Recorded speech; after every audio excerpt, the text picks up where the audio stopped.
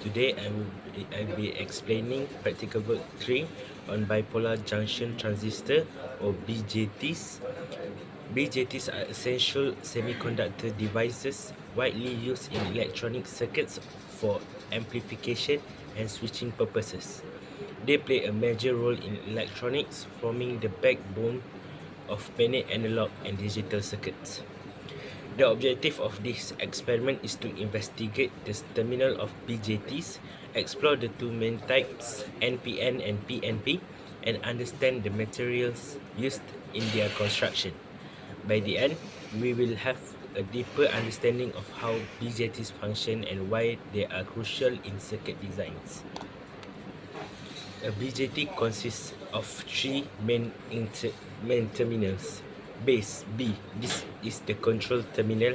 A small current at the base controls a larger current between the collector and emitter. Collector C. This terminal carries. It is where the main current flow from or to the external circuit. Emitter E. The terminal emits carries into the base. It's highly doped to supply a large number of charge carries. In a PNP transistor, current flows from the emitter to the collector when the base is at a lower potential than the emitter.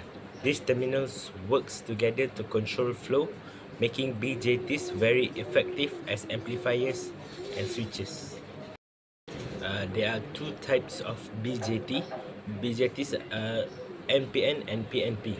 In an NPN transistor, the current flows from the collector to the emitter when the base is supplied with a small positive current. The majority carries are electrons. In an PNP transistor, current flows from the emitter to the collector and the base must be negative with respect to the emitter. The majority carries are holes. The comparison between these two BJTs, we can test the difference using a multimeter to identify them through their circuit symbols. Understanding this type helps in selecting the right transistor for a specific function. BJT materials. BJTs are typically made from silicon Si or germanium Ge.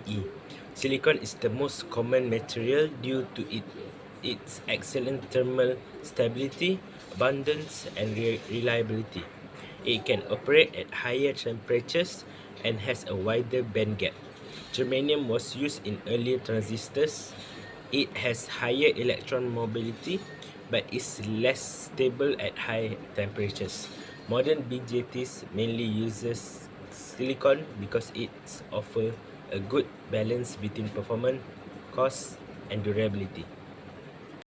In conclusion, through this practical work, we learn about the structure and function of BJTs, including their terminals, base, collector, and emitter. We also explore the differences between NPN and PNP types and understood the importance of silicon and germanium in BJT construction. Understanding these fundamentals is important for designing and troubleshooting electronic circuits. BJTs remains vital components in modern electronics, and this knowledge forms a foundation for further learning in semiconductor devices.